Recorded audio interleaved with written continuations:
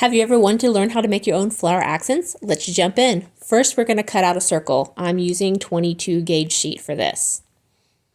Then we're going to stamp in our lines. I'm using a liner stamp for this. I'm going straight down the center. You can see there's our first line. Then I'm going to stamp the rest of my lines. You can stamp as few or as many petals as you want here.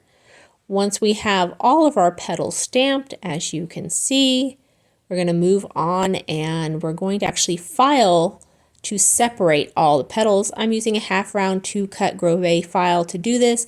I'm using the stamped lines as a guide. Here is going to be our first notch. Now we're just going to repeat for the rest of the petals. Then we're going to round out the petals with our file.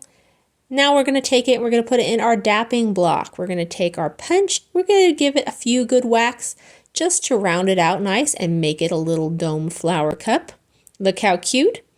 But we're not finished. We're going to melt some scrap silver into a ball so that we can put a center to this flower. Add a little flux, pick solder a piece of hard solder into the center of our flower, place our little flower center in there and heat until it solders all together. Quench it and there you go. Your flower is finished and it's ready to solder onto whatever you want.